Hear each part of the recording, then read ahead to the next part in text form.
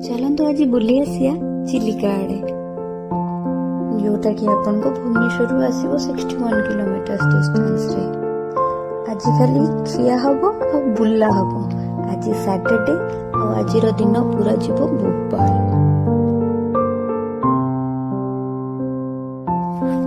आमे बाहरिलु और हैला झिप झिप वर्षा। ए रास्ता और झिप झिप वर्षा समस्त भाग्यर न था। तो चलतु वर्षार मजा नब और बुलिबा बहुत सारा। पहुंचलु माने आग हब पेट पूजा। ओ चिलिका ढाबा सामनाटा थिला चिलिका रेस्टोरेंट, एटा होची चिलिका ढाबा। तो नॉर्मली हमें चिलिका ढाबा प्रेफर कलु। ढाबा मानकरे खाइबा थाए सदाबेले बेस्ट। सैलड को पांपड़, उफ जो कंकड़ा को देखिले ही पेट भरी जाउची। किंतु हाँ जितेबेले भी आपण ढाबा जाउछन और रेस्टोरेंट जाउछन बेटर कि आपण फर्स्ट प्राइस पचारिकी देन आपण खाए को बसिबे।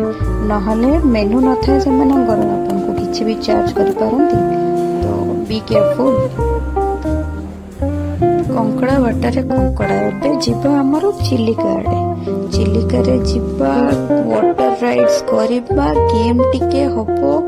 हाँ चिलिका ढाबारू आपनकर water rides almost 600 to 700 meters बेसी दूर नहीं, बहुत ही पाखरे चिलिका ढाबारू। आपण जदि गूगल मैप भी ऑन करू नहांदी कहा को लोकल भी पचारुचंती देन आपण को रास्ता मिल जिवो। एंड बहुत पाखरे पाखरे आपण को स्टेइंग पाई लॉज मिल जिवो, होटल्स मिल जिवे।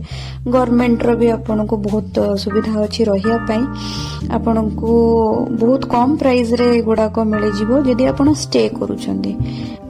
जमती कि मैं कहूली एटा गवर्नमेंट वाला पांथ निवास। एंड आ भीतर बहुत ही सुंदर आउ बहुत ही क्लीन। आप चाहिए आराम से स्टे करें।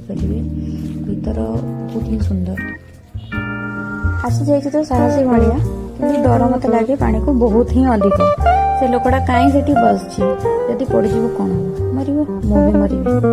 ओके ए आपन को लंच एंड डिनर सब सुविधा रहा। छोट छोट राइड्स बहुत सारा अच्छे। कहो मले मले रे मले एते जोर साउंड में देखी ही डर माड़िलानी मते। जीवन को सारुपत्र रे बांधिला भलिया बांधिकी बसी तो पड़िली फेर भी कि नहीं केजानी जणा नहीं। सॉरी फ्रेंड्स, लास्ट राइडटा एते ही भयानक थिला जे वीडियो करिया कथा तो दूरर मु बंची की आसी गली सेटा ही बड़ कथा। मु तो चप्पू भी आनिनी, मु तो बइची सुपिला रे भंगा हाथ रे। मोर हेवी ड्राइवर जोर जोर चलाउची। जोर धीरे धीरे चलाओ। ए हेवी ड्राइवर डाण को जियार दिला बोट आस्ती।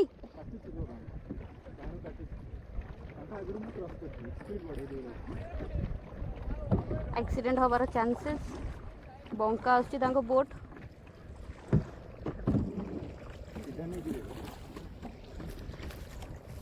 मो ड्राइवर हेवी ड्राइवर एका चप्पू चलेगी चलैछि। मु तो बइछि बंका हाथ रे बइछि। ड्राइवर बंका को बांगू आउ टिके बंका।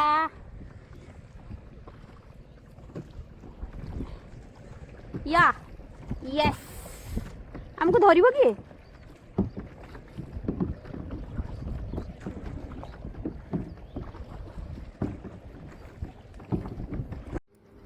चिलिका आसबो आ कालीजाई को बिना दर्शन रे जीवो सेटा तो इम्पॉसिबल। तो चलो आज आम जीवा कालीजाई दर्शन पाई। सेठी तो मोबाइल अलाउ नहीं बट जेतिकी बाहर फोटो उठेदवा। सतरे जगह केते सुंदर। दूर दूरांत पर्यंत पहाड़, शांत पानी। तमे डंगारे बसिथिबो एकेला। दूर दूरांत पर्यंत केही नाहांती। पिला दिने आमे समस्ते पड़िथिबा कालीजाई रे संध्या।